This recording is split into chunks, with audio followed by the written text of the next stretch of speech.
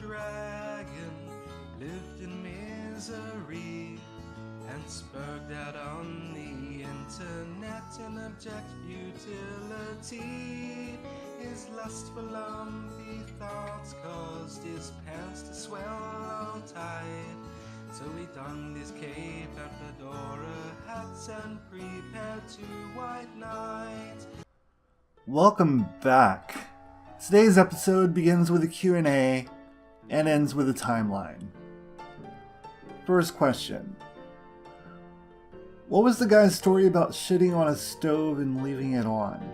Or shit in the refrigerator, or shit in various fixtures? Why didn't you call the landlord to get this guy kicked out?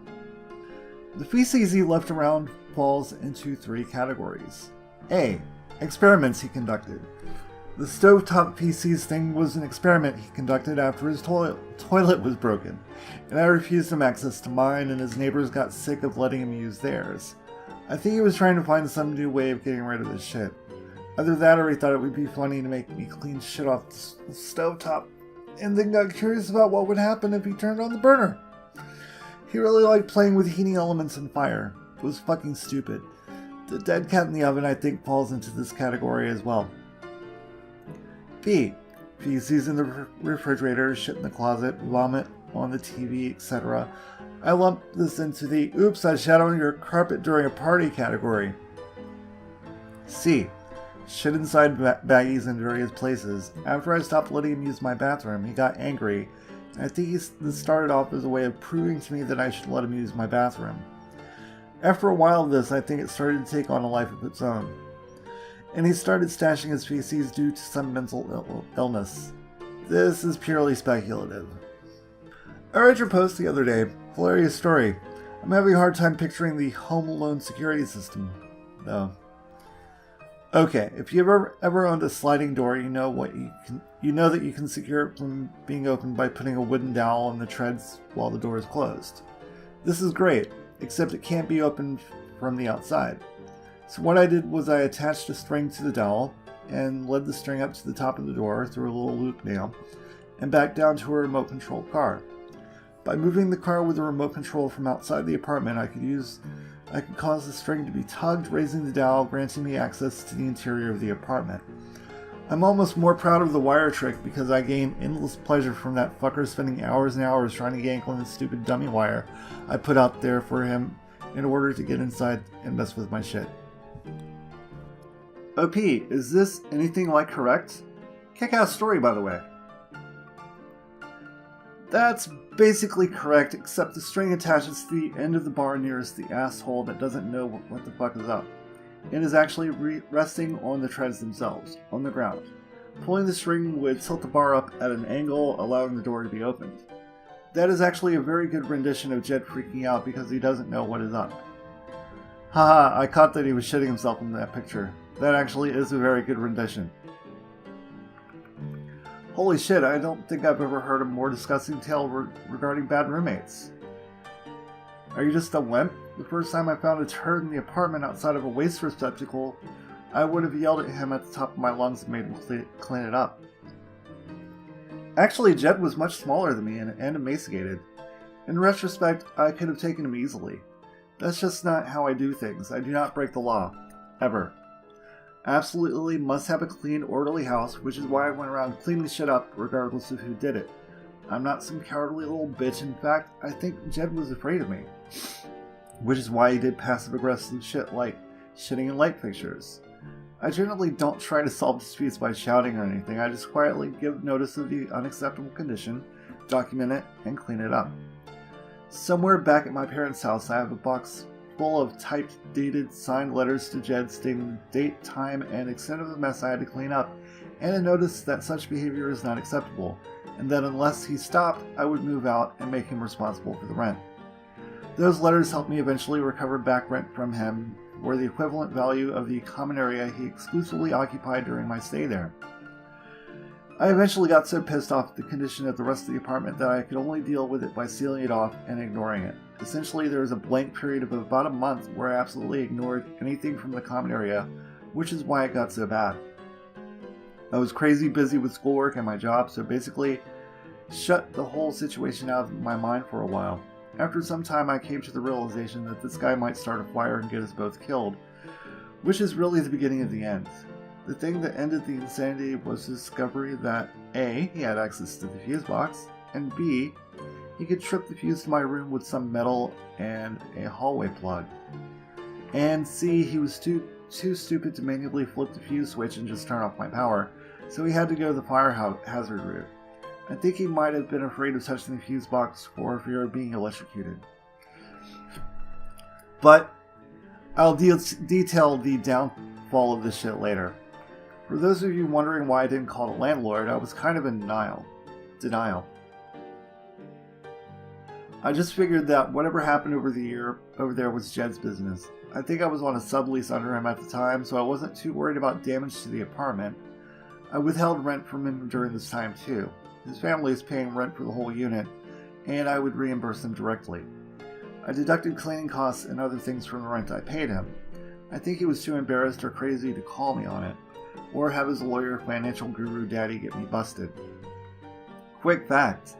His father was on the cover of Forbes magazine like 8 years ago. Well, longer now. Have you ever had something go wrong and knowing it was someone else's responsibility just didn't intervene out of sheer curiosity about how fucking bad it would get?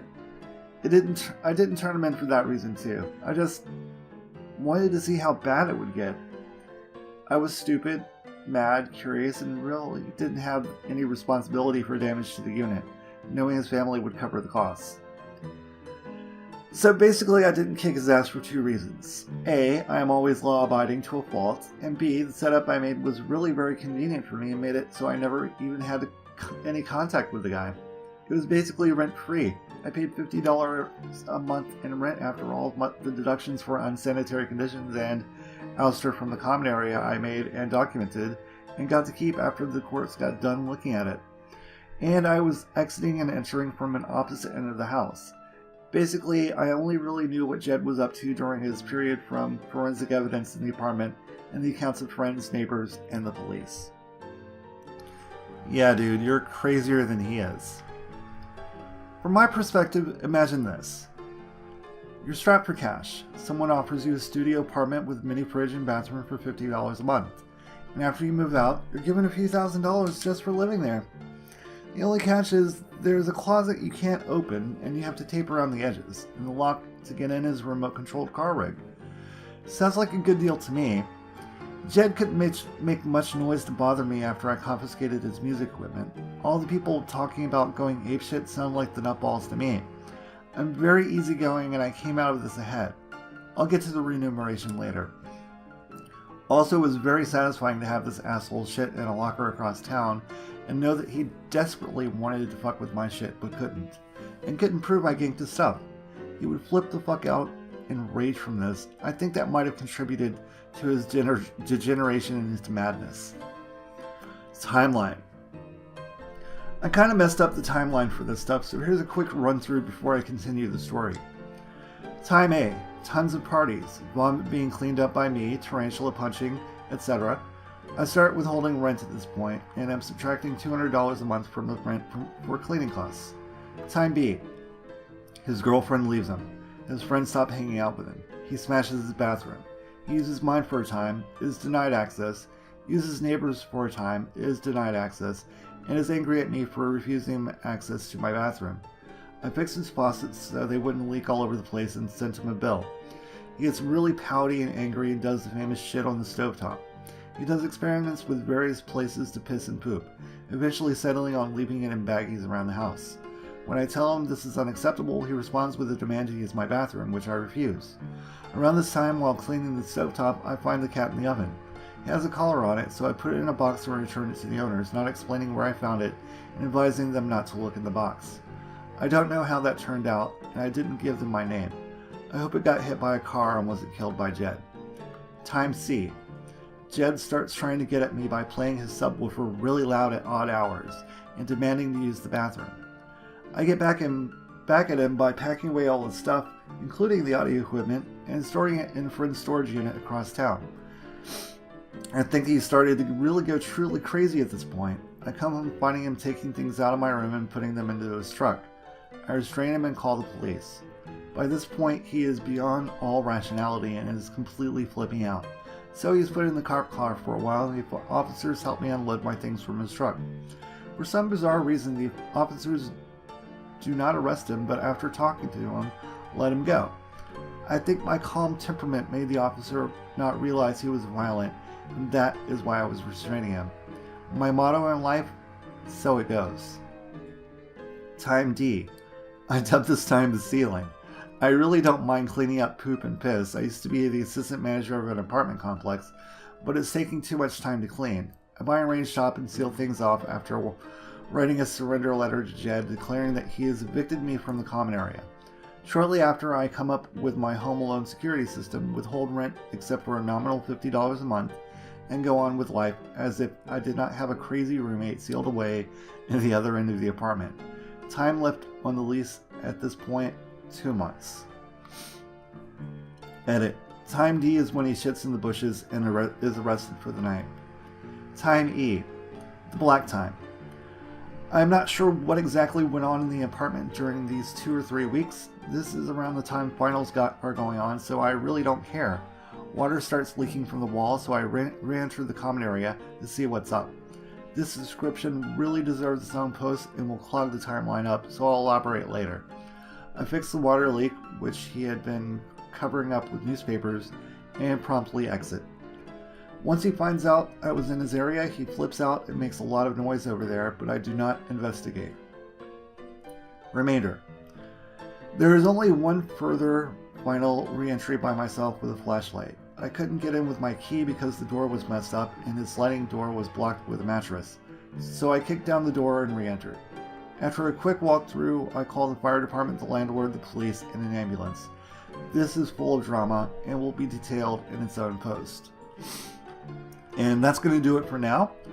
Next time we're going to start with the black time, and it's going to get a little crazier from here on out. So I hope you've been enjoying this. Leave a thumbs up, a comment, tell me about your worst roommate, and tell me what you would have done in this situation. All right, cheers everybody. Bye.